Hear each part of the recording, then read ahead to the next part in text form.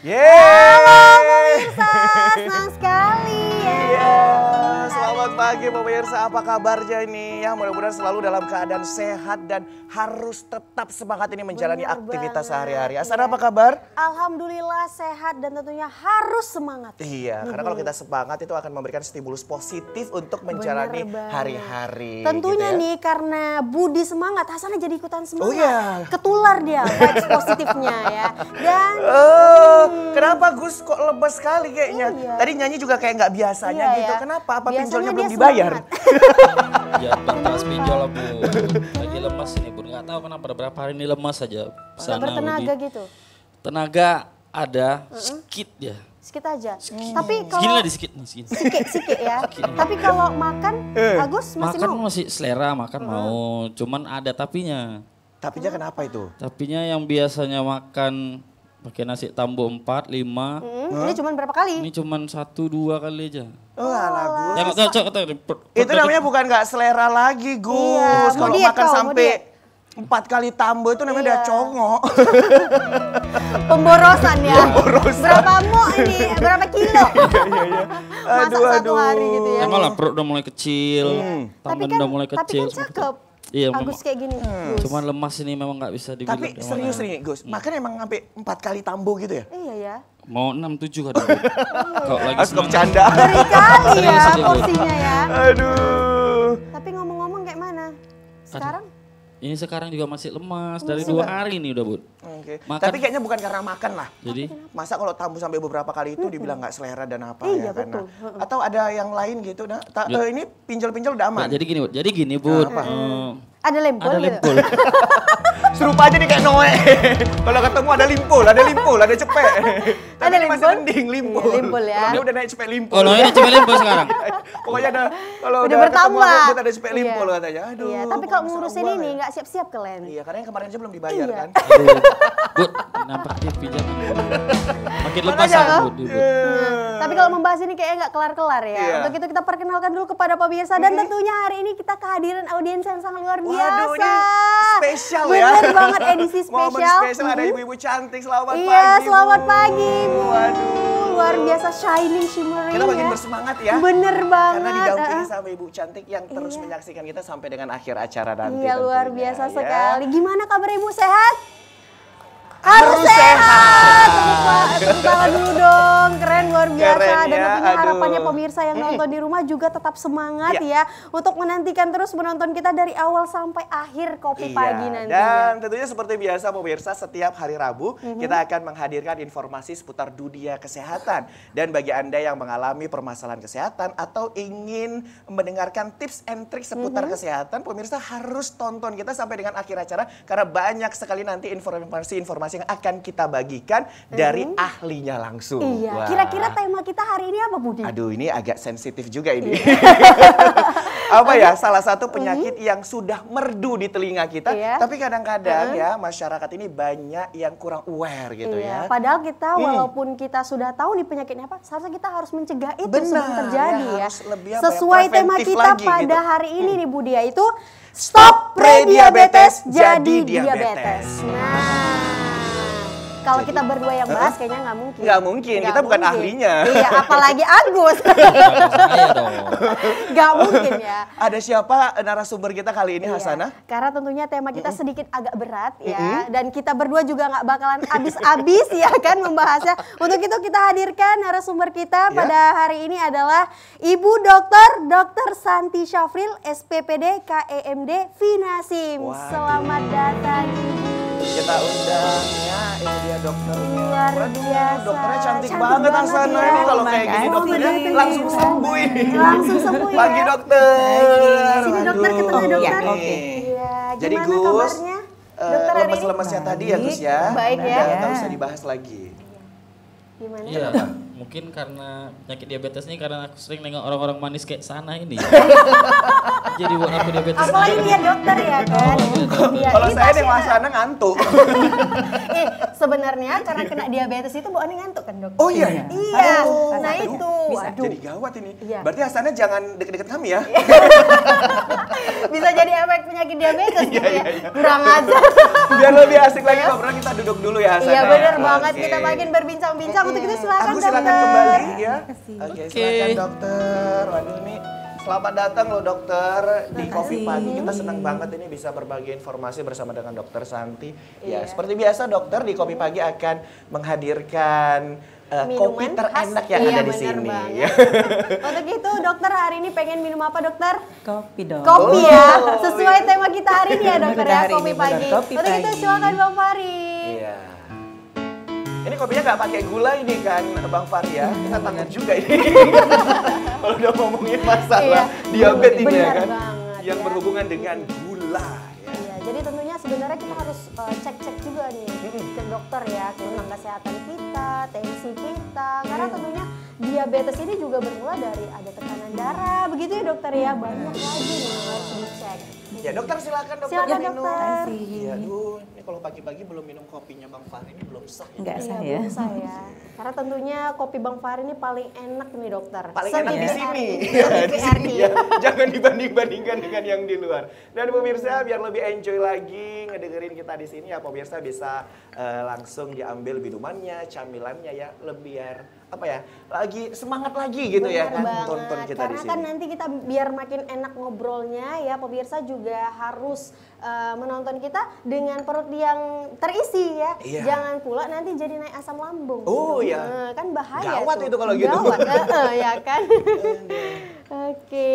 Iya.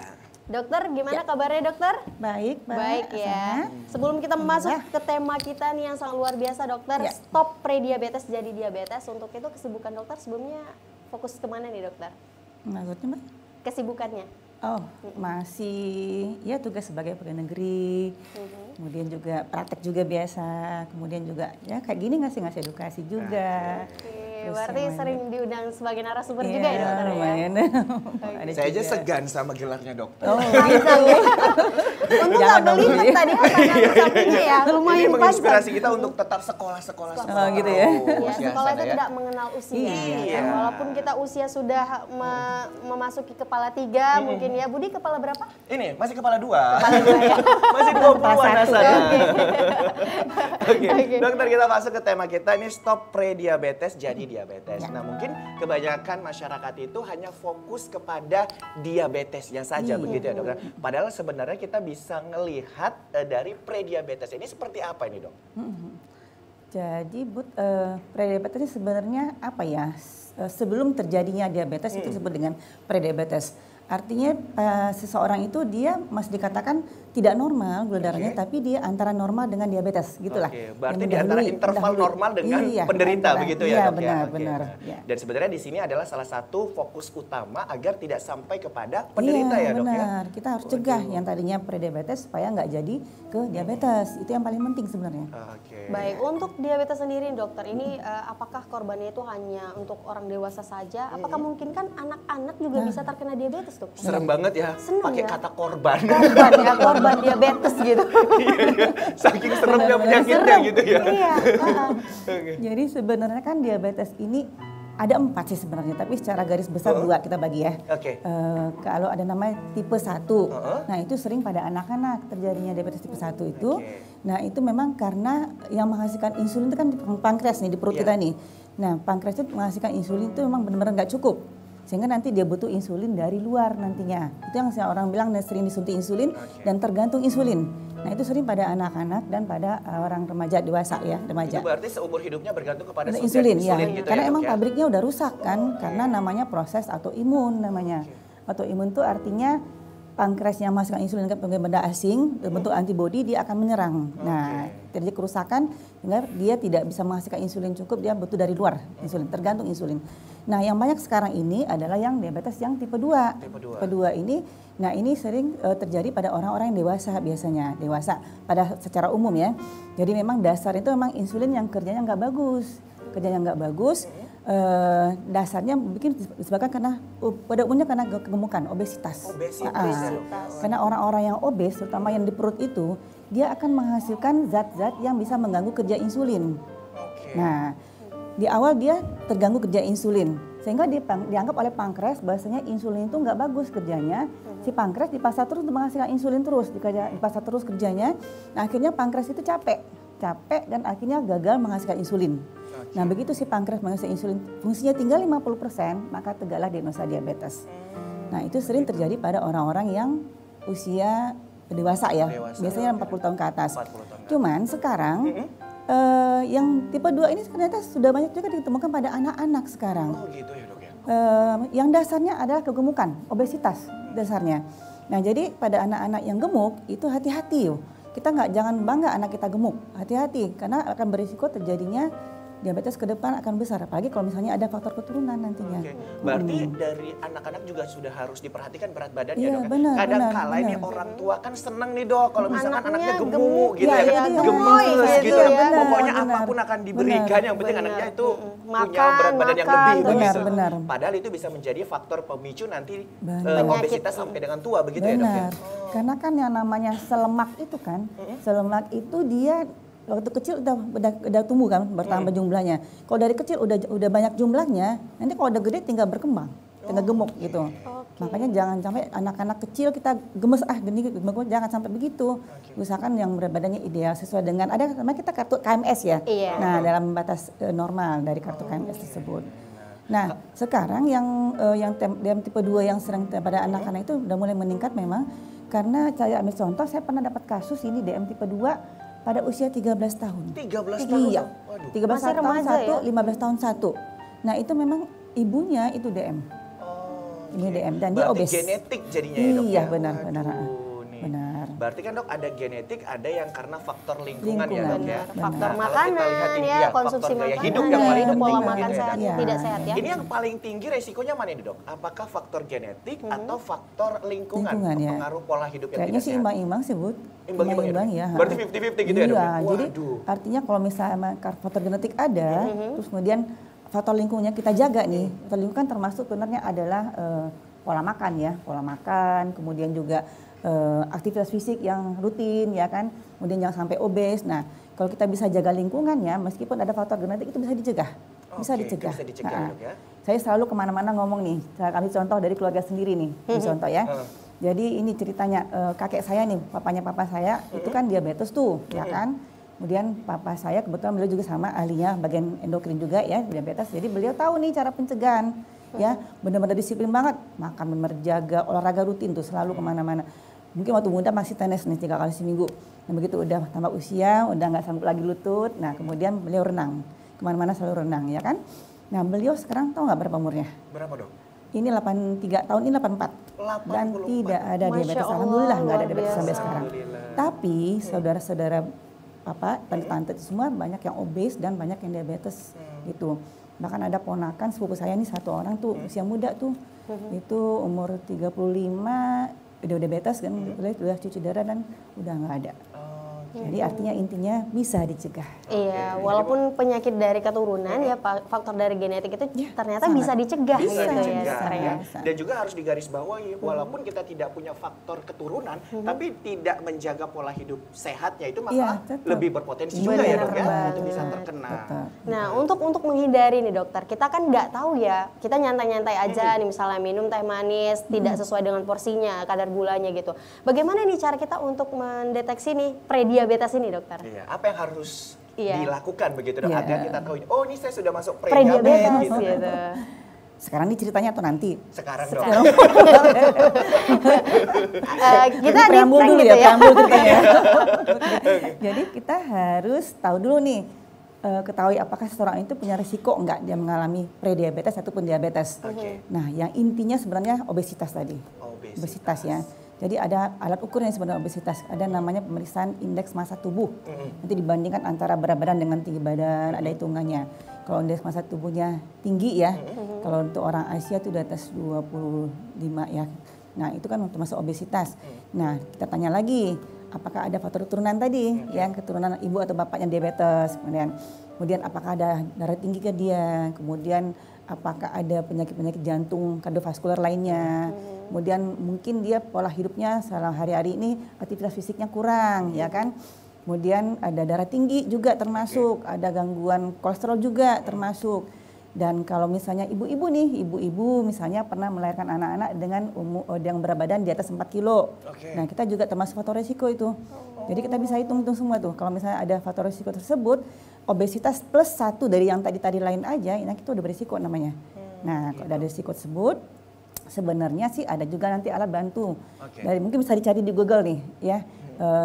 Ada skor untuk menilai apakah seorang mengalami prediabetes atau enggak gitu. Nanti ada skornya dihitung-hitung, termasuk di sana umurnya, kemudian jenis kelaminnya apa, kemudian berat badannya bagaimana, aktivitas fisik bagaimana, ya kan. Dihitung kalau skornya 5 terlebih berarti beresiko nih.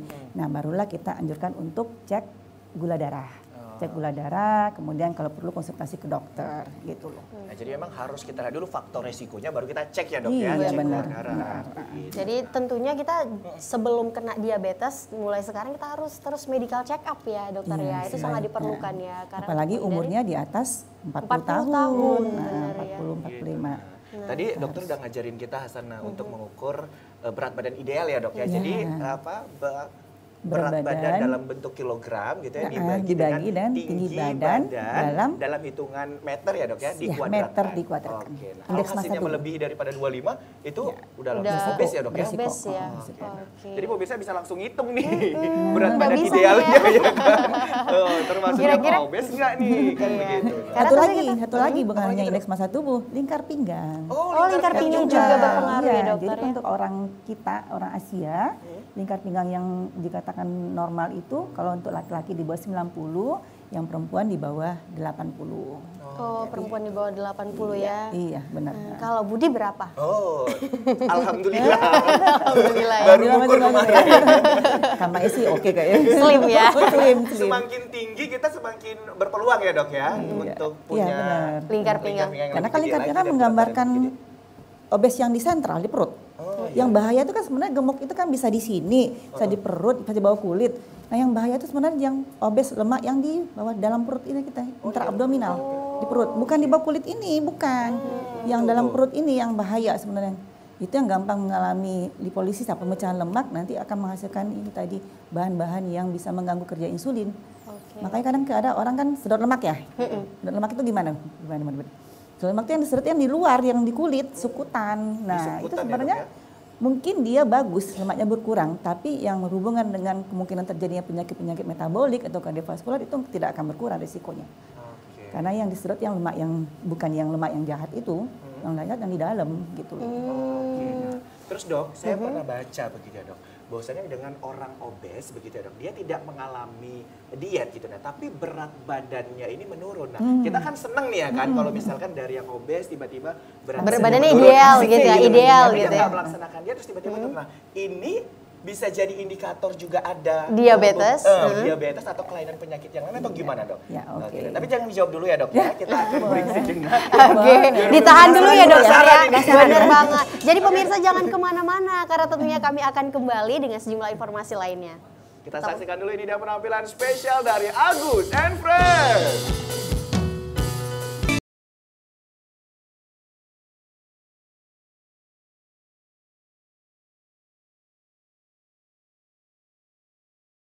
Terima kasih Anda masih bersama dengan kami di Kopi Pagi. Oke, masih bersama dengan Dr. Santi Syafril, spesialis penyakit dalam, konsultan endokrin, metabolik, diabetes, vidasi. Waduh, nih Keren banget ya. Kita juga jadi termotivasi nih loh dokter gitu ya. Mulai sekarang kita udah ada prepare nih untuk lanjut S2, terus iya, lanjut benar. S3, spesialisnya ada gitu. Spesialis apa kira-kira ya? Spesialis apa ya? Spesialis public speaking mungkin. Public speaking ya, bisa jadi. Oke, dan juga kita juga masih ingin menyapa seluruh ibu-ibu cantik. Iya, ya. boleh Nanti banget, kalau ingin ya. bertanya, silakan Dipersilakan ya, Oke. Ibu. Kita punya passwordnya Hasanah. Apa tuh kira-kira? Jadi nanti kita akan sebutin Kopi Pagi bertanya, saatnya kami yang bertanya. Iya, Oke. boleh nih ya. Mana Dan tahu juga ibu-ibu pemirsa yang sendiri. ingin bertanya, silakan menghubungi kami di 0811 6100 3886. Ini mumpung Dokter Santi di sini nih, aduh pokoknya ahli banget lah di bidang Bener metaboliknya banget. ya. Jadi Kan? saatnya nih kesempatan untuk pemirsa tanya jawab kepada dokter ya, boleh banget Secara dipersilakan. gratis lagi. Secara gratis. Kalau ke rumah sakit kan pasti berbayar gitu ya kan. Kalau di sini gratis ya dokter ya. Oke, nah, dokter balik lagi ke pertanyaan yang masih gantung tadi ya dok ya. Nah, kadang-kala kan kita melihat nih masyarakat kan mengalami obesitas, nah tiba-tiba mengalami penurunan berat badan begitu kan dok, tanpa melakukan diet. Nah ini gimana ini dok? Apakah ini bisa menjadi faktor risiko untuk penyakit? Silakan dokter. Ya, benar Bud. Jadi memang kalau seseorang nih tiba-tiba kok tadinya gemuk nih, tiba-tiba kurus ya, kurus. Nggak tahu penyebabnya apa nih, nggak ada batuk-batuk segala macam nggak ada ya kan. Nah itu mungkin salah satu kita harus curiga apakah seseorang itu mengalami diabetes atau tidak gitu loh salah satunya. Nah karena ada yang namanya gejala klasik DM. Oke, gejala klasik DM. Ada dok, 4P ya? nih. 4P. Apa itu dokter? PP1. P yang pertama polifagi, dia banyak makan, bawaannya Banyak lapar makan, melulu bawaannya kan. lapar terus. Dia makan banyak, tapi kok makin nurun berat badan. Harusnya kalau kita makan banyak kan berat badannya kan naik ya. Iya, Ini enggak, makan banyak. Kemudian yang kedua, banyak minum, polidipsi, haus melulu, minum melulu, minum. Yang ketiga, poliuri, banyak buang air kecil, banyak pipisnya, terutama pada malam hari. Yang P yang keempat nih yang tadi ya, terjadi penurunan badan yang nggak jelas penyebabnya apa. Nah itu dia. Jadi kalau misalnya seorang diketahui gemuk, kemudian tiba-tiba kok makin kurus ya, nah curiga tuh. Sering tuh. Biasanya sih kalau misalnya ibu-ibu udah tahu tuh kalau misalnya di pengajian nih, loh kok makin kurus ya? Coba cek gula darah gitu. Makin Sering kurus begitu. salah, makin gemuk Makin juga salah juga ya. Dok? salah ya. Pusing juga nih gitu ya. Oke, nah, baik pemirsa dan juga Hasanah, ini kayaknya kita sudah tidak sabar lagi nih untuk Bener melihat banget. dan mendengarkan secara langsung materi yang sudah disiapkan oleh dokter. Iya, karena banyak segudang materi nih yang pengen dibagikan dokter pada pagi hari ini ya kepada kita bersama. Untuk Oke, itu silakan dokter. Ya izin ya. Iya. Mari. Ya oke. Jadi para pemirsa Kopi Pagi semuanya, kali ini saya akan coba bicara mengenai bagaimana kita men-stop ya yang pre-diabetes supaya nggak jadi diabetes. Nah itu paling penting kan, karena kita tahu kalau udah jadi diabetes tuh nggak bisa balik lagi ke pre-diabetes gitu loh. Jadi kan yang tadinya sebelum diabetes, yang tadinya masih pre-diabetes di stop lah supaya nggak jadi diabetes nantinya ya. Nah slide lagi. Nah ini dia. Mungkin pertama kali kita mesti tahu dulu nih, gimana sih perjalanan seorang jadi diabetes itu yang pertama kali. Pertama mungkin orang itu masih normal nih gula darahnya, normal, toleransi glukosa normal. Nah kemudian apabila seseorang, contoh kita orang tadi obesitas gemuk ya, nah mulai terjadi gangguan dari kerja insulin, namanya resistensi insulin. Insulin dihasilkan cukup tapi kerjanya nggak bagus, resistensi insulin. Nah akibatnya apa? Si pankreas nganggap insulin nggak cukup. Harusnya insulin itu kan dihasilkan cukup, dia akan masukkan gula ke dalam sel otot, sel lemak, sel hati ya, untuk membentuk energi segala macam. Tapi karena insulin kerja nggak bagus, maka pankreas menganggap insulin nggak cukup. Maka dipaksalah si pankreas untuk menghasilkan insulin terus-menerus. Nah, lama-lama namanya juga organ tubuh seseorang kalau dipaksa terus kan akhirnya kan jadi capek ya. Jadi capek. Nah, begitu nanti fungsinya berkurang menghasilkan insulin sampai 50%, maka tegaklah diagnosa diabetes ya. Jadi diabetes ini terjadi kalau fungsi pankreas sudah tinggal 50%. Nah, jadi pada fase sebelum diabetes itu namanya prediabetes. Nah pada fase prediabetes ini kenapa penting kita bicarakan dan kenapa kita harus stop? Karena memang kalau kita tidak melakukan pencegahan, nanti dia bisa jatuh ke diabetes beberapa tahun kemudian. Pertama. Yang kedua, coba lihat di atas, itu ada komplikasi diabetes kan? Kalau kita lihat ininya, pada fase prediabetes sendiri sebenarnya komplikasi sudah terjadi komplikasi. Apakah mengenai pembuluh darah besar, namanya makrovaskular, seperti ke otak ya, stroke, kemudian ke jantung, serangan jantung, penyakit jantung koroner, atau ke kaki, luka yang lama nggak sembuh-sembuh akhirnya jadi borok, nah itu makro ya. Ataupun komplikasi yang mikrovaskular, mengenai pembuluh darah yang kecil, seperti ke mata ya, atau ke ginjal, kemudian juga nanti bisa ke saraf yang sering keluhannya kebas. Nah artinya kita lihat di sini garis batas diabetes, komplikasi itu pun sudah terjadi pada saat fase prediabetes. Nah kalau kita tidak melakukan pencegahan, komplikasinya makin cepat memburuk. Nah ujung-ujungnya jadi yang seperti contohnya ginjal, jadi cuci darah. Kemudian kalau misalnya jantung, misalnya menyumbat, jadi dia pasang cincin ataupun nanti operasi bypass, operasi beka jantung ya segala macam, mata, akhirnya ujungnya kebutaan. Berarti Makanya. banyak sekali komplikasinya ya dok? Iya, Dari ujung benar, kaki, benar, ujung banyak rambut, sekali. ada semua ya dok? Semua ya? benar ya. Waduh, Jadi ini. komplikasi diabetes ini mulai dari ujung pala nih sampai ujung kaki. Bisa semua yang ada pembuluh darah, semua ada saraf bisa kena. Dan itu biasanya sudah terjadi pada prediabetes pada juga prediabetes, ya? udah Nah, terjadi. dan benar. rata-rata pasien yang datang ke penderita diabetes ya dok ya? Iya, biasanya pasien datang pada saat diabetes. Kenapa? Karena pada fase prediabetes sendiri sebenarnya keluhan belum ada. Yang namanya 4P tadi belum ada biasanya. Justru pada fase prediabetes ini orangnya gemuk sering-sering.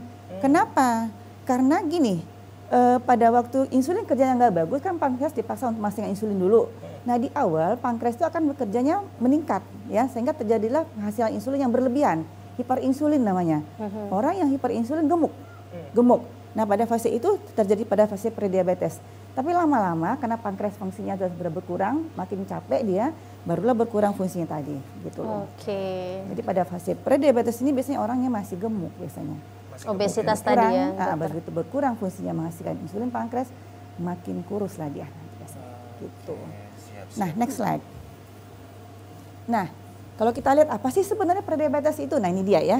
Jadi istilah ini digunakan untuk menggambarkan kadar gula dalam darah kita itu dikatakan normal enggak, dikatakan diabetes juga enggak. Gitu loh. Jadi bukan hanya gula darah aja yang penting kita jadikan patokan, tapi juga namanya HbA1c. Mungkin pernah dengar ya kali ya? Iya. Jadi HbA1c itu History gitu ya, Dok? rata-rata gula darah seseorang selama 3 bulan. Kenapa 3 bulan? Karena HbA1c ini menunjukkan ikatan antara gula dengan Hb kita yang ada pada sel darah merah. Sel darah merah itu umurnya 3 bulan. Oke. Makanya menunjukkan ikatan gula dalam sel darah merah yang umur 3 bulan. Jadi menggambarkan rata-rata gula darah selama 3 bulan. Nah, jadi untuk diagnosa mengetahui prediabetes bisa kita gunakan gula darah, juga bisa gunakan HbA1c. Nah, dikatakan prediabetes ada 2 sebenarnya. Ada yang memang gula darah yang namanya hiperglukostoleran. Gula darah setelah makan 2 jam itu yang terganggu namanya hiperglukostoleran, IGT, toleransi glukosa terganggu. Tapi juga ada yang gula darah puasanya yang terganggu. Kalau gula darah yang puasa yang terganggu dikatakan normal enggak, dikatakan diabetes enggak. Nah itu namanya hyperfasting glucose atau gula darah puasa terganggu, istilah kitanya. Nah kapan dikatakan prediabetes tadi? Kita lihat dulu dari segi gula darah puasa dulu ya. Normalnya kan puasa harusnya di bawah 100. Nah kalau dikatakan diabetes 126 ke atas.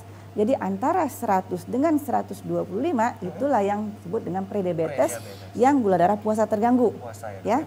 Kemudian kalau gula darah 2 jam setelah makan, yang ada namanya tes toleransi glukosa ya, normalnya di bawah 140 normalnya. Dikatakan diabetes kalau 200 ke atas. Kalau di antara keduanya 140 sampai 199 itu yang disebut dengan prediabetes yang disebut dengan toleransi glukosa yang terganggu. Nah itulah yang dikatakan prediabetes. Jadi ada 2. Tapi ingat bahwasanya bukan hanya salah satu, dua-dua pun bisa. Gak maksudnya gabungan keduanya bisa pada prediabetes.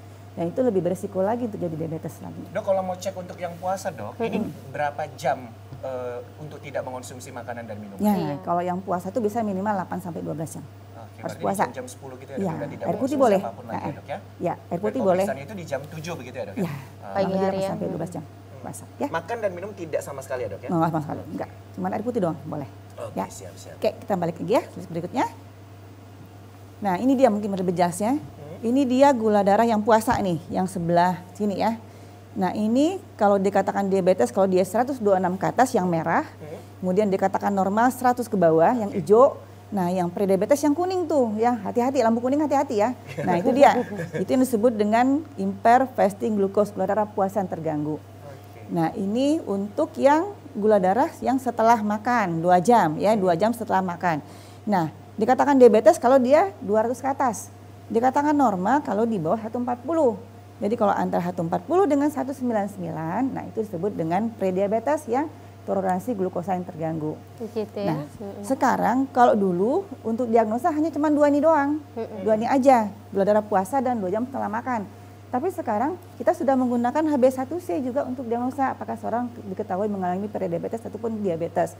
Nah, dikatakan dia normal kalau HbA1c-nya di bawah 5,7. Dikatakan diabetes kalau HbA1c-nya 6,5 ke atas ya.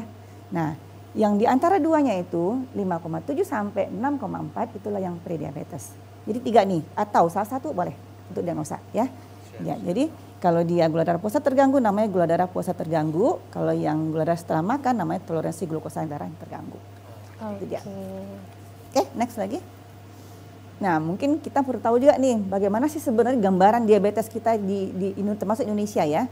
Nah, ini ada data dari Federasi Internasional Diabetes ya di dunia. Ini data yang terakhir tahun 2021 ya. Sebenarnya 2023 kemarin udah ada juga pertemuan lagi kan per tahun tapi belum keluar datanya. Kita lihat di sini posisi Indonesia bagaimana. Sangat mengkhawatirkan.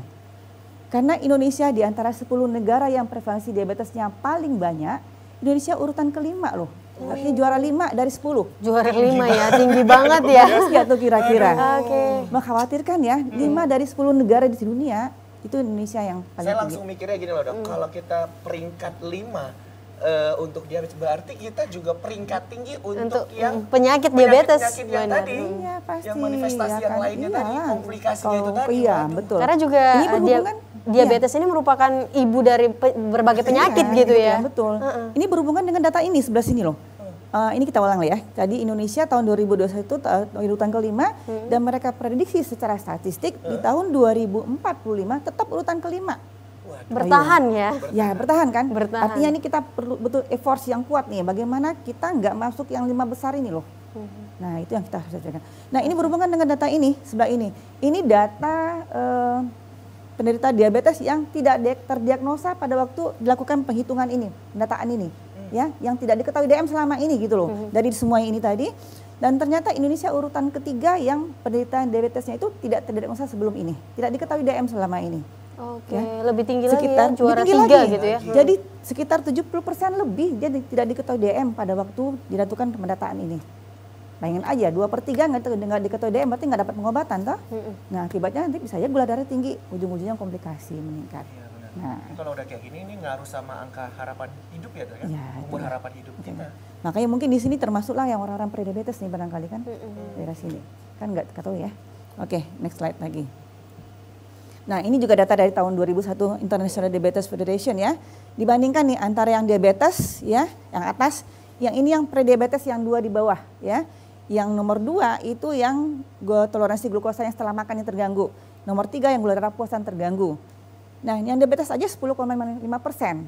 Yang prediabetes yang toleransi glukosa terganggu 10,6%.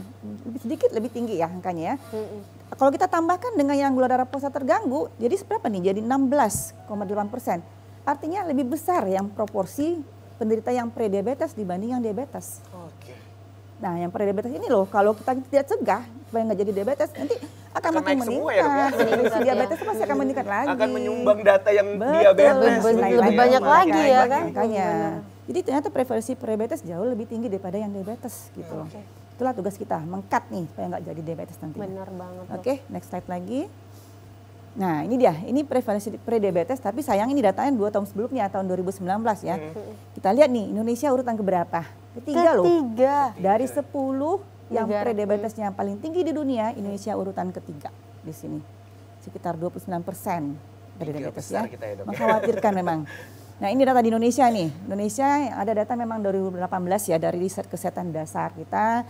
Prevalensi prediabetes itu ada sekitar 26,3%. Kalau di Indonesia di internasional tadi 29,1%. Kurang lebih sama ya imbang prevalensi prediabetes kita ya. Di data dari dunia, data dari Indonesia sendiri. Kurang lebih sama sekitar hampir 30%. Waduh. Ya. Oke, slide lagi. Nah, ini di Ariskes tadi ya. Riset kesehatan dasar tahun 2018. Jadi kalau di sini kita lihat yang diabetes itu yang warnanya ini semua yang merah ya, Yang merah itu yang terdiagnosa selama ini. Terdiagnosa ya. Prevalensi tahun 2018 di Indonesia 10,9% penderita Indonesia diabetes ya. Kemudian yang kuning yang tidak terdiagnosa itu 9,4% ya. Artinya 86% penderita diabetes tidak terdiagnosa sebelum ini. 80% loh, 80% ya. Nah, untuk itu diabetes, untuk prediabetes sendiri itu ada yang 26% itu yang untuk yang gula darah puasa terganggu. Yang toleransi glukosa yang setelah makan terganggu ada 30% ya. Totalnya jadi sekitar 56% ya. Itulah yang prediabetes di sini ya. Mengkhawatirkan ya berarti ya. Sangat mengkhawatirkan. Oke, next slide lagi. Kita lihat lagi. Nah, jadi pertanyaan, kenapa sih penting kita khawatir nih cerita mengenai prediabetes, harus segera kita ketahui nih prediabetes ini. Pertama dikatakan tadi, karena memang berisiko untuk mengalami diabetes nanti ke depannya kalau kita tidak cegah ya. Kedua, karena pada keadaan prediabetes itu akan meningkatkan risiko terjadinya penyakit kardiovaskular. Yang ketiga, kalau kita lebih awal melakukan intervensi yang pasien prediabetes ini, kita lakukan apakah perubahan pola hidup ataupun kalau perlu dengan obat-obatan, maka diharapkan akan mencegah supaya nggak jadi diabetes. Itulah pentingnya ya. Itu misi kita nih sekarang misinya. Oke, slide lagi. Next slide. Nah, mungkin di awal kita akan bicara mengenai bagaimana sih progresnya yang tadinya prediabetes jadi diabetes. Next slide lagi. Next slide. Boleh dibantu slide-nya? Next slide. Ya, ini tadi ya, ini gambar tadi ya sama ya. Jadi memang biasanya pada faktanya kenyataannya nih ya, pada orang-orang yang prediabetes itu 11% dia akan menjadi diabetes itu setiap tahunnya. Ini ada studinya namanya DPP Study, Diabetes Prevention Program ya. Jadi ini program pencegahan nih. Mereka mengambil data. Jadi orang DM itu setiap tahun itu 11% akan jadi diabetes. Orang prediabetes 11% akan jadi diabetes ke depannya, ya. Berarti kalau ada 100 orang prediabetes, 11 orang ya, Dok ya, yang akan menjadi diabetes. Ya ke depannya setiap tahunnya ya. Nah, kemudian mayoritas penderita diabetes itu dalam 10 tahun ke depan akan jadi diabetes. Ya 10 tahun. Pada umumnya kalau tidak ada pencegahan, ya kan. Nah, next slide lagi. Kita lihat ini datanya ya. Nah, ini pertanyaan. Memang bisa nggak sih sebenarnya prediabetes nanti progres yang jadi diabetes nantinya?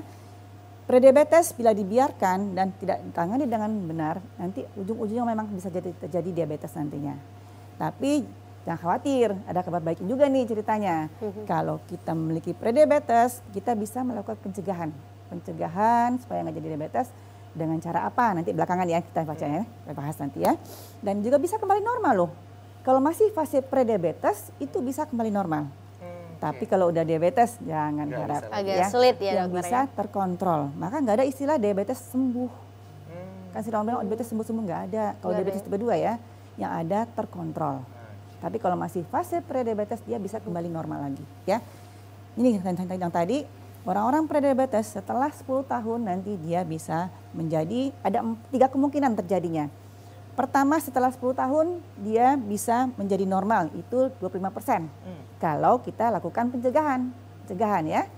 Kedua, dia tetap jadi prediabetes, nggak berubah nih statusnya, 25%, seperempatnya. 50% setengahnya itu dia akan menjadi diabetes. Inilah kelompok-kelompok orang-orang yang tidak kita lakukan pencegahan. Ya, itulah nasib si prediabetes tadi, nasibnya ya, 3 kondisi. Slide lagi. Nah ini juga ada data nih. Ini mereka follow up selama 11 tahun. Ya 11 tahun orang-orang yang tadinya prediabetes, mereka bagi 2 kelompok. Yang pertama ini dengan gula darah yang setelah makan terganggu, 2 jam setelah makan, toleransi glukosa terganggu. Nah orang-orang yang tadinya prediabetes itu akan menjadi diabetes sekitar 46%, hampir 50% ya. Kemudian 30% dia tetap prediabetes ya. 24% dia kembali normal. Nah ini yang bagus nih ya yang kita lakukan pencegahan. Nah bagaimana dengan orang yang gula darah puasa yang terganggu? Nah ini dia yang menjadi diabetes ternyata menjadi 38% dia terakhir setelah 11 tahun jadi diabetes 38% ya. 38% kembali normal, yang prediabetes itu sekitar 24% gitu ya. Ini data penelitian setelah 11 tahun ya. Oke, slide lagi. Nah, kalau kita tanya lagi, sebenarnya bagaimana kita tahu nih, apakah seorang itu memang lebih kuat nggak sih menjadi prediabetes, jadi diabetes nanti setelah prediabetes? Kita bisa menggunakan HbA1c tadi, ya. Nilai HbA1c kita lihat dari data ini ada meta analisis, ada 16 penelitian, mereka ambil ini kesimpulan ya, ada sekitar 44.000 yang kita diteliti di sana, di follow up selama 5-6 tahun nih. Ternyata makin tinggi HbA1c, makin besar dia risikonya menjadi diabetes ya. Kalau HbA1c-nya udah mendekati 6,5 sampai 6,5 tuh hampir seperempat sampai setengah itu jadi diabetes. Dibanding yang kalau dia hanya 5 hanya 0,1% ya. Kalau 6,1 sekian. Jadi makin tinggi HbA1c risiko terjadinya diabetes makin besar ya. Oke, slide lagi. Nah, kita akan bicara mengenai prediabetes ini apa kita khawatirkan? Komplikasi ya, sama kayak diabetes. Nah kita lihat nih slide berikutnya. Kalau diabetes kan tahu nih, next slide.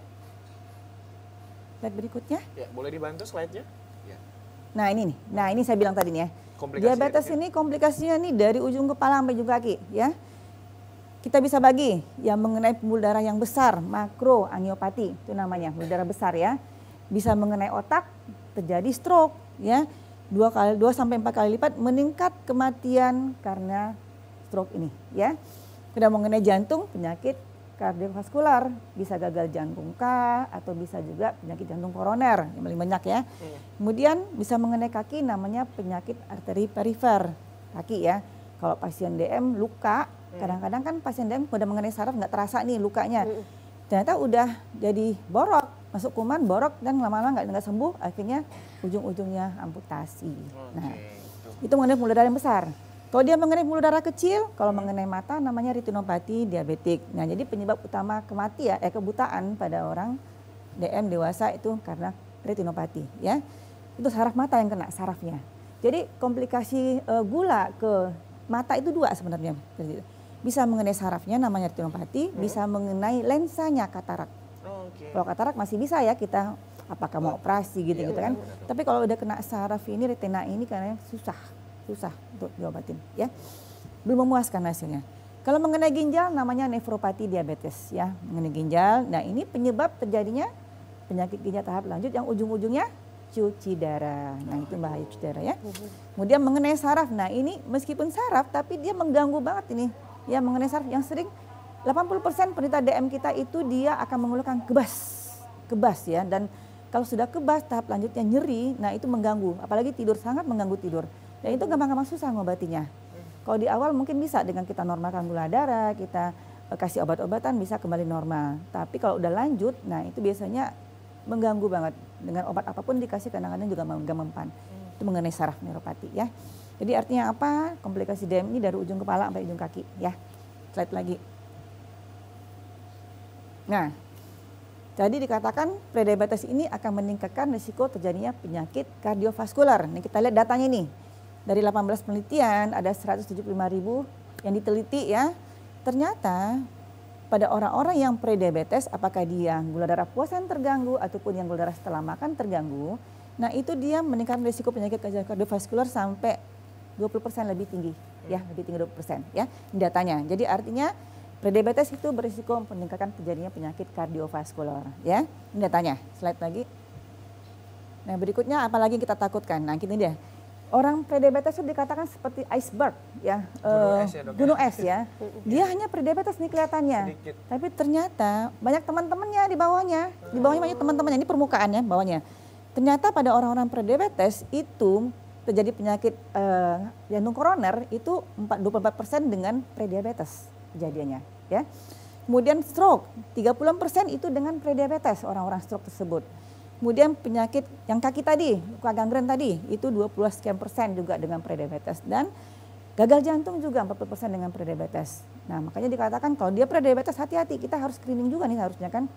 Nah, sering kejadian begini. Pasien itu nggak diketahui DM selama ini. Kemudian datang ke rumah sakit dengan serangan jantung. Nah, kita periksalah gula darahnya. Ternyata dia prediabetes. Malah kadang-kadang juga udah diabetes pun kadang-kadang. Dengan stroke, nggak diketahui segala macam ya. Ternyata dia dengan prediabetes pun diabetes. Seperti dikatakan gambar tadi kan pada fase prediabetes sendiri, komplikasi sudah terjadi sebenarnya, ya kan?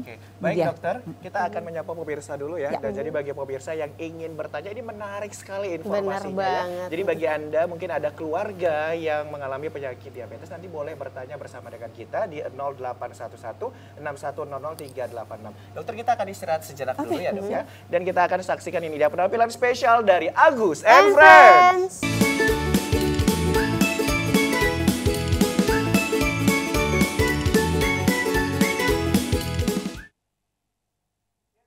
Masih bersama dengan kami di Kopi Pagi. Luar biasa sekali ya Bu Dia. Kita jadi dapat informasi tadi dari Bu Dokter ya. Banyak banget informasi, tapi ini belum selesai loh. Bener banget ya. Jadi kita tarik lagi nih animo dari masyarakat ya. Ayo pemirsa boleh tanya-tanya kepada dokter kita. Sayang loh kalau punya permasalahan tidak diperbincangkan di sini gitu ya. Mumpung kita konsultasinya secara gratis nih sama dokter ya. Boleh langsung hubungin kita di 0811-6100-386. Hasan ulangin kembali di 0811-6100-386. Pemirsa boleh tanya apa aja ya Bu Dia, boleh banget. Oke, dan juga mana tahu ini ibu-ibu cantik ada yang ingin bertanya, kita persilakan sebelum kita lanjutkan kembali materinya. Mana tahu dari sekian ini sudah ada informasi, iya. Iya, dipersilakan kepada Ibu. Iya, Kopi Pagi, waktunya bertanya. Saatnya kami yang bertanya. Oke, silakan Ibu. Dengan Ibu siapa Ibu? Iya.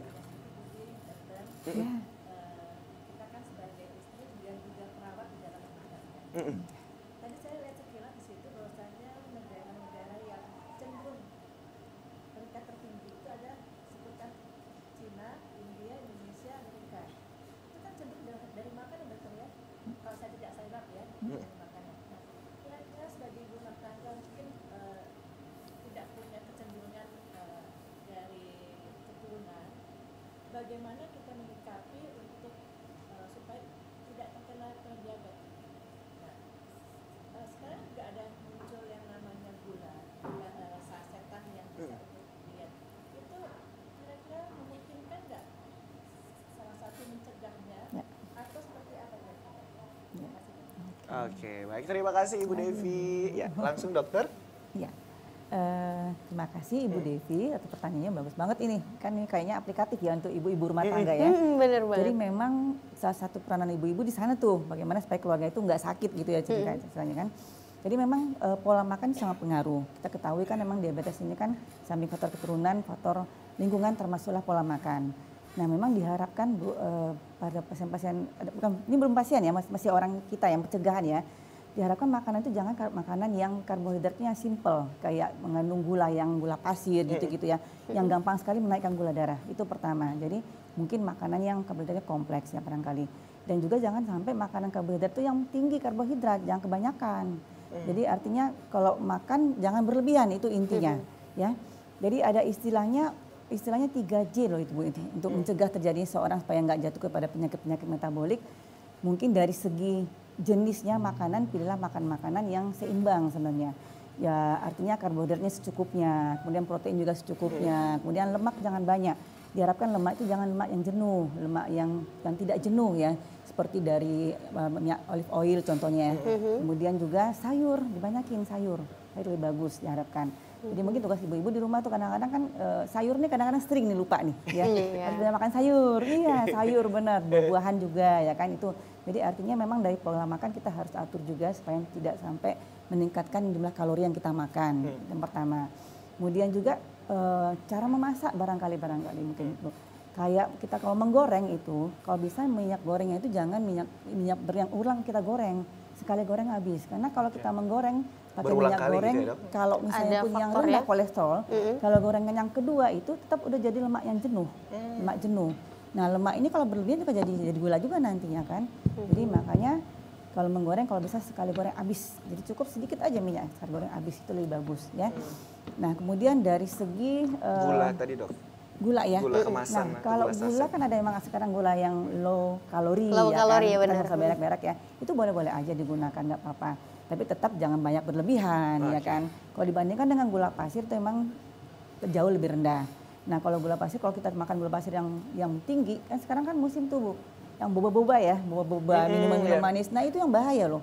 Itu yang beresiko nanti seorang akan mengalami diabetes kalau dia makan minumnya rutin. Ya rutin. Jadi gula pasir itu yang kita hindari. Karena gula pasir itu gitu kita makan dia gula darah akan cepat kali naiknya. Cepat sekali naiknya. Gitu. Oke, terima kasih dokter. Itu tadi Bu Devi sudah dijawab ya. Memang saya setuju kali sama pertanyaan Bu Devi karena memang seorang ibu itu menjadi ujung tombak untuk keluarganya karena menyiapkan banyak makanan. Nah, ini bisa jadi salah satu tips and trick bagaimana menyiapkan makanan yang sehat gitu.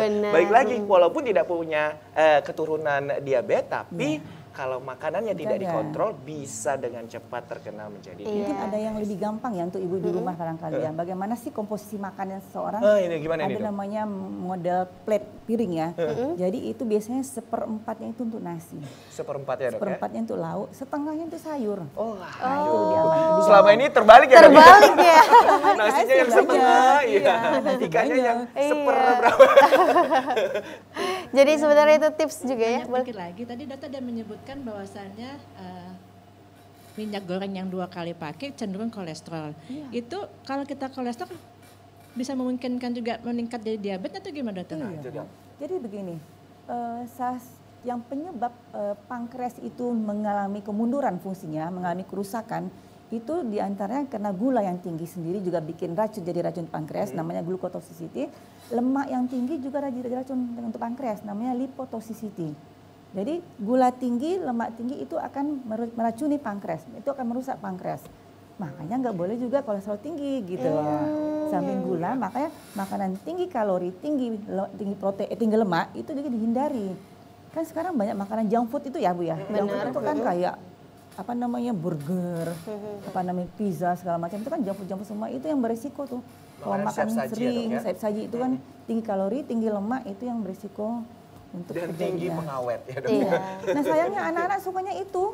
Ya kan anak-anak suka itu. Makanya kalaupun mau makan itu cukup sekali seminggu aja. Iya. Gitu. Dibatasin Boleh ya, aja. dibatasin Kalau ya dibilang boleh, dokter ya. boleh Boleh, begitu kan? ya, Dok, ya. Kasih Tapi ibu tetap aja di harus hari kita lain punya- makan Ada sehat. porsinya. Ada porsinya Iya dan benar. punya waktunya kapan Iya lagi harus benar. memakan. Jangan tiap hari makan itu terus. Ya itu Iya. sering makanya karena sekarang banyak yang siap saji dan ibu-ibu kan banyak juga bekerja nih kan malas masak. Benar. Akhirnya anak ibu itu terus kan. Akhirnya anaknya lama-lama makin gemuk. Nah gemuk itu tadi yang dasarnya nanti terjadinya diabetes nanti kan. Oke. Nah itu dia Bagaimana Ibu tipsnya. Devi? Sudah cukup? Oke, Oke, baik. benar. Ini Karena tentunya nambah nih, lagi wawasan iya, kita ya, karena Mas. tentunya nih Bu Dian, orang tua itu adalah anak yang saat itu karena orang tuanya, Iya, ya benar, benar. kan gitu, heeh. Jadi orang tua ini adalah tombaknya, benar kata Budi Nih tadi. Hasanah kan calon ibu nih, Iya, jadi emang benar harus banget. benar-benar mampu menyiapkan Iya. makanan yang Pola baik makan, untuk pola makan suami. yang Iya, sehat. benar Betul. banget. Setidaknya walaupun nggak pandai masak, belajar dari sekarang gitu ya kan Budi ya. Oke, dokter boleh kita lanjut lagi Ya, untuk oh, materi? yang tadi lagi ya? Iya. Oke. Silakan dokter. Oke. Kita lanjut lagi ya. Nah, kalau tadi kan penyakit jantung, pembuluh darah ya, kardiovaskular. Nah, sekarang di ginjal nih, bagaimana sih hubungan prediabetes dengan terjadinya penyakit ginjal? Nah, ada namanya mikroalbuminuria, itu artinya protein yang lolos di ginjal. Pada Salah harus satu terfilter tanda, gitu ya, Dok, ya? iya, salah satu tanda awal kerusakan ginjal itu lolosnya protein di ginjal, namanya mikroalbuminuria. Nah, ternyata pada orang yang prediabetes dibandingkan orang normal, ini prediabetes dua-dua nih, ternyata sudah terjadi kejadian mikroalbuminuria itu meningkat 14 sampai 18% ya. Artinya pada fase prediabetes sudah terjadilah kebocoran ginjal pengaruh daripada prediabetes tadi ya. Next slide lagi. Nah, ini bagaimana hubungan prediabetes dengan komplikasi ke saraf tadi ya. Nah, ternyata ini ada datanya nih ya. Dari penelitian ternyata pada orang-orang yang prediabetes itu 18% sudah mengalami keluhan komplikasi ke saraf tadi ya. Ini ke mata, retinopati ini mata. Ternyata pada fase-fase prediabetes itu ternyata 12,3% sudah mengalami komplikasi ke retina mata tadi ya. Artinya bukan hanya pada waktu DM aja komplikasi terjadi, pada waktu fase prediabetes sudah terjadi komplikasi ke matakah dia ataupun ke saraf juga ya. Jantung tadi udah, ginjal udah, saraf juga, mata juga ya. Itu buktinya ya. Slide lagi. Next slide. Next slide. Nah, ini dia ya. Nah, jadi pertanyaan sekarang nih. Apa aja sih tanda-tanda atau gejala-gejala dari prediabetes? Nah, kalau diabetes tadi jelas ya, 4P ya kemungkinannya. Tapi meskipun itu nggak selalu juga ketemukan, itu kan gejala klasik tuh, ya 4P tadi. Nah, pada fase prediabetes sering nggak ada gejalanya, karena gula darahnya kan nggak tinggi-tinggi amat itu kan, di antara. Nah, kemudian artinya apa? Dia karena nggak ada gejala, dia bisa selama bertahun-tahun dia mengalami prediabetes tanpa adanya pencegahan. Oleh karena itu kita harus screening nih sebenarnya pada orang-orang berisiko tadi diperiksa ya. Jangan sampai dia berlama-lama dengan keadaan prediabetesnya yang ujung-ujungnya nanti komplikasi akan muncul nantinya. Itu pentingnya kita melakukan screening, deteksi dini ya apakah seorang mengalami prediabetes atau tidak. Karena memang nggak ada gejalanya, nggak ada gejala ya. Slide lagi. Nah, bagaimana sih cara kita mencegah supaya tidak terjadinya diabetes orang-orang yang diabetes tadi atau minimal menunda ya. Ada 4 tips nih. Yang pertama, seperti dikatakan di awal tadi ya, kita harus tahu nih, cari tahu dulu ada faktor risikonya enggak tadi. Faktor risiko seseorang mengalami prediabetes ataupun diabetes ya. Kedua, ada skornya, nanti bisa di googling nanti nih, ada skornya untuk prediabetes. Yang ketiga, kalau emang ia berisiko, kita curiga, ceklah gula darah ya. Yang keempat baru usaha pencegahan. Jadi ini 4 tipsnya, bagaimana kita mencegah terjadinya diabetes dan terjadinya orang prediabetes dan atau menunda terjadinya diabetes. Ya, slide lagi. Nah ini dia. Jadi inilah gambaran faktor risiko. Saya sengaja bikin gambar-gambar supaya gampang ya diingat ya. Jadi kalau kita memiliki salah satu dari faktor risiko ini, maka ceklah segera gula darahnya. Pertama mungkin dia menderita hipertensi ya, atau kolesterolnya tinggi ya, atau orang merokok juga bisa kita screening. Kemudian usia 45 tahun ke atas kita screening. Meskipun data yang terakhir ini ya dari International Diabetes Federation 35 tahun pun mereka udah anjurkan untuk screening ke atas ya. Kemudian orang-orang yang berat badannya lebih overweight atau orang-orang yang obesitas. Jadi bukan hanya obes aja, overweight juga ya. Kemudian riwayat keluarga, ibunya kah yang sakit gula atau bapaknya kah sakit gula atau dua-duanya ibu dan bapak. Ingat kalau ibu itu lebih kuat menurunkan ke anak dibanding bapak. Tapi kalau dua-duanya makin kuat. Anak yang mengalami DM ya, faktor genetik tadi ya. Tapi harus ada faktor lingkungan juga nanti ya. Kemudian aktivitas fisik yang kurang. Jadi minimal kita yang dianjurkan memang 3 kali seminggu tuh ada exercise ya, olahraga yang teratur minimal setengah jam aja minimal ya. Nanti bertahap dinaikkan ya. Tapi orang-orang yang kayak ini nih tidur melulu, nonton TV, tidur rebahan terus ya. Nah, bahaya. Mageran ini. Benar, ironisnya ada itu bisa dicari internet tuh. Ada yang doginya nih, anjingnya treadmill. Treadmill. Tuannya itu duduk nonton TV, makan sama kira itu harusnya kan tuannya ini yang harusnya treadmill kan. Enggak, itu peliharaannya. Iya, yang saya belum peliharanya. Nah, kemudian pernah mengalami diabetes selama di hamil. Jadi namanya diabetes gestasional. Diabetes gestasional gini, dia sebelum dia hamil nggak ada diabetesnya. Begitu hamil gula darahnya naik. Nah, setelah melahirkan dia bisa kembali normal. Tapi berisiko pada kehamilan berikutnya bisa terjadi diabetes lagi waktu hamil atau kedepannya kalau nggak dicegah bisa jadi diabetes. Itu dia ya. Atau ibu-ibu yang melahirkan bayi-bayi dengan berat badan lebih dari 4 kilo. Nah, big baby itu juga berisiko ya. Terakhir ada namanya polycystic ovarian syndrome. Seorang wanita itu dia di ovarium itu banyak kista sehingga dia sulit untuk hamil. Nah, kenapa polycystic ovarian syndrome ini dia sulit hamil? Karena dia berhubungan dengan gangguan kerja insulin juga. Dia terjadi karena adanya hormon androgennya yang berlebihan. Nah, ini orang-orang seperti inilah kita harus screening, deteksi dini apakah dia mengalami prediabetes ataupun diabetes nantinya. Ya, kalau misalnya salah satu ada, segera cek gula darah, gitu loh. Ya, next slide lagi. Dokter. Ya, boleh dibantu lagi. Next slide. Nah, ini dia. Yang saya bilang tadi ini ada skor. Skornya ya, Nanti Dok, bisa ya. dicari nih. Ada skor untuk diabetes, ada juga skor untuk prediabetes. Ada ini ya. Jadi ini bisa dicari di Google, nanti coba dilihat nanti, dihitung. Di sini ada faktor usia, kalau ada poinnya. Di atas 40 tahun poinnya 1, 40 sampai berapa tuh? 50 ya. Ada poin-poinnya dihitung. Kemudian apakah dia laki-laki atau perempuan juga. Kemudian apakah dia pernah mengalami diabetes pada waktu kehamilan, itu juga. Kemudian apakah ada bapaknya kah atau ibunya kah mengalami diabetes, itu juga ada poinnya. Kemudian apakah selama ini dia tekanan darahnya pernah tinggi enggak, itu juga. Kemudian aktivitas fisiknya bagaimana, aktif atau enggak, itu juga masuk. Dan terakhir berat badan, tinggi badan untuk indeks massa tubuh. Jadi kita biasa hitung nih, dihitung nanti ya. Nah kalau skornya 5 atau lebih kita curiga dia mengalami prediabetes. Nah, gitu ya. Next, lanjut kita. Oke, masih banyak ya dokter ya. Jadi pokoknya kita nambah banget lah ilmunya Iya, ini. ini kayaknya kita kuliah berapa SKS ini ya? Berapa SKS ini? Jadi kalau misalnya ternyata kita curiga, lakukanlah tes ya. Tes gula darahnya, kalau perlu nanti konsultasi ke dokter ya. Oke. Next slide lagi. Oke. Apalagi nih? Boleh dibantu lagi slide-nya. Nah, kalau memang ternyata sudah ke dokter nih, udah cek, udah ke dokter ternyata prediabetes. Nah, bagaimana kita cegah supaya nggak jadi diabetes? Ini dia tips-tipsnya, ada 6 tips ya. Lifestyle, pola hidupnya dirubah ya. Kemudian aktivitasnya teratur, minimal setengah jam aja 3 kali seminggu ya. Nanti bertahap dinaikkan. Kemudian kalau dia obes, berat badan berlebih, turunkan berat badan. Oke. Jangan rokok. Kemudian konsumsilah makanan yang rendah lemak, buah-buahan dan sayuran. Tadi ya Ibu tadi yang nanya kan? Ya, rendah lemaknya, rendah karbohidratnya, jangan banyak-banyak. Kemudian sayur dan buah-buahan. Kemudian kalau kolesterolnya tinggi, tekanan darah tinggi, itu harus dinormalkan. Karena komplikasi yang terutama yang mengenai pembuluh darah besar, makrovaskular itu bukan hanya gula darah aja harus normal. 3 nih harus normal, ABC namanya.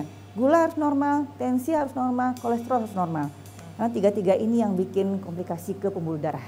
Oke. 3 item ya. Slide lagi. Nah, bagaimana penetasanaan? Kalau udah prediabetes bagaimana? Ini tadi. Modifikasi gaya hidup dan kalau perlu dengan obat-obatan. Kalau perlu ya. Next slide lagi kita lihat bagaimana sih gaya hidupnya. Yang jelas kita harus turunkan berat badan nih. 5-10%, nggak boleh terlalu turun berat badan terlalu drastis, nggak boleh. Ya, boleh, harus bertahap ya. Kemudian aturlah diet yang seimbang tadi dikatakan. Jadi jumlah karbohidrat yang diserap cepat seperti gula pasir, permen itu dihindari kalau bisa ya. Kemudian lemak yang jenuh juga dihindari ya kan. Kemudian banyak buah-buahan dan sayuran. Next lagi, apa lagi? Nah ini untuk olahraganya nih ya, setengah jam ya, 3-5 kali seminggu. Kemudian olahraganya ingat jangan olahraga yang sifatnya bertanding, nggak dianjurkan untuk orang-orang yang prediabetes dan diabetes ya. Jadi ya memang continue kayak jogging, jalan yang sifatnya moderate ya, tidak yang berat. Jogging, jalan, renang, sepeda itu oke, boleh. Untuk jalan sendiri dok? Jalan santai. Ya di awal setengah jam dulu, setengah jam dulu. Nanti kalau sanggup naikkan jadi 45 menit, sanggup setengah 1 jam. Tadi 3 kali seminggu, kalau sanggup naikkan jadi 4 kali seminggu, 5 kali seminggu. Jadi 150 menit per minggu ya. Kemudian dan stop rokok. Lanjut lagi. Boleh dong. Dikit lagi ya. Nah ini kalau dengan gaya hidup yang kita atur tadi, ternyata enggak setelah kita follow up selama 3-6 bulan enggak juga berhasil mencegah, kita cek lagi masih prediabetes, maka kita masuk ke obat-obatan ya. Nah obat-obatan yang dianjurkan sampai sekarang apalagi di Indonesia masih metformin sebenarnya. Metformin ini emang obat untuk diabetes, tapi dia juga bisa untuk prediabetes. Itu sudah direkomendasikan, ada pedomannya, konsensusnya. Yang mana kerjanya ini sebenarnya metformin ini menghambat produksi gula di hati. Kan salah satu penyebab gula darah naik karena hati kita menghasilkan gula berlebihan. Kemudian gula yang dihasilkan dalam darah itu tidak masuk dalam sel. Nah maka metformin ini fungsinya menghambat produksi gula di hati dan kemudian dia supaya gula dalam darah itu masuk ke dalam sel, masukkan gula dalam sel, sehingga dalam darah akan turun ya. Nah, kapan indikasi metformin ini? Ya tadi kalau lifestyle nggak bisa berhasil lifestyle, kalau dia indeks massa tubuhnya 35 ke atas ya. Kalau orang yang obes berarti ya. Nah, itu kita indikasi metformin. Kemudian kalau dia usia di bawah 60 tahun. Nah, kenapa 60? Karena metformin ini pada orang-orang tua, apalagi sudah ada gangguan fungsi ginjal, memang hati-hati pemberiannya ya. 60 tahun boleh. Kemudian ibu-ibu yang tadi ada riwayat gestasional diabetes tadi. Nah, indikasi metformin ya. Next slide lagi. Apa lagi nih? Nah, kita punya nih Indonesia ya. Kita punya ada pedoman pengelolaan dan pencegahan prediabetes di Indonesia tahun 2019. Sama sih sebenarnya tata laksananya, pengaturan diet, aktivitas fisik, dan kalau memang perlu tidak efektif dengan modifikasi gaya hidup, kita berikanlah obat-obatan.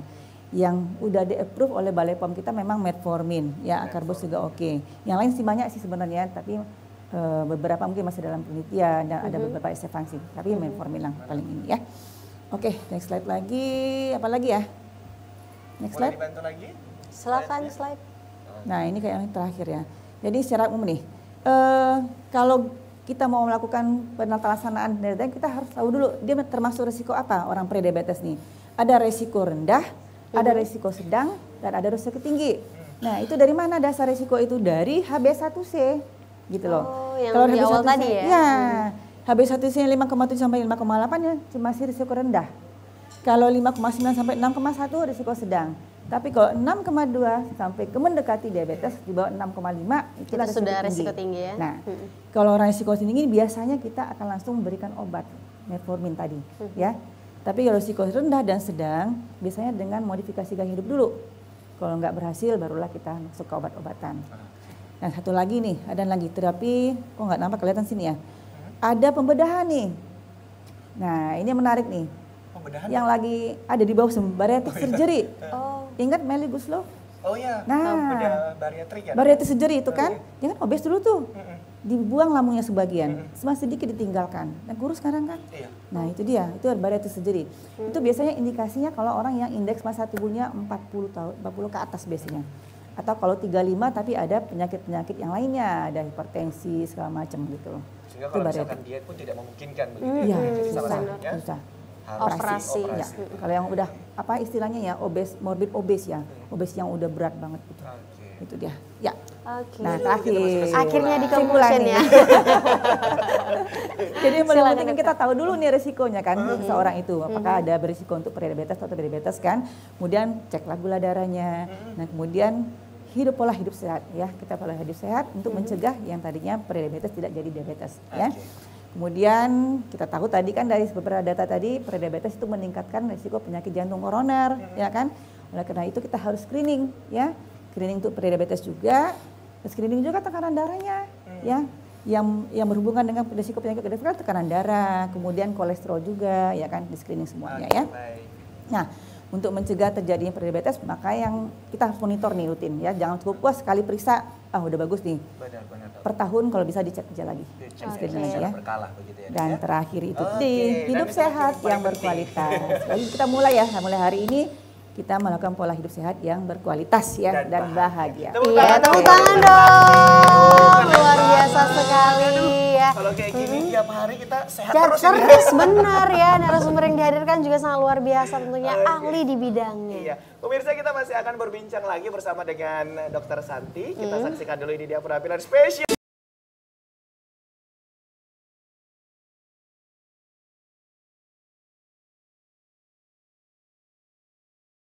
Ya, terima kasih Anda masih bersama dengan kami Di Kopi Pagi. Seru sekali ya Budi ya, pokoknya di setiap hari Senin, Rabu dan juga Jumat itu ada Kopi Pagi dengan narasumber dan topik yang sangat luar biasa ya. Nah, Hasana kita juga sudah akan memberikan kesempatan Bener, untuk para ibu-ibu cantik yang mau bertanya Iya. kembali nih ya. Iya, kita persilakan Iya. ibu-ibu, ada yang Silakan, ingin Ibu, bertanya? Ada siapa? Oke, baik. Kita pakai passwordnya dulu ya. Bener banget. Kopi Pagi bertanya. Saatnya kami yang bertanya. Oke, dengan Ibu siapa Ibu? Dengan Ibu Onda, Ibu Onda. saya mau nanya dokter, bagaimana cara kita untuk mendapatkan gula yang normal untuk tubuh kita? Apakah cukup dari buah, terus dari kurma, atau dari madu, supaya kita aman tidak kena diabetes? Terima kasih dokter. Baik, Baik, terima Silakan, kasih dokter. Bu. Ya, terima kasih Ibu Onda ya.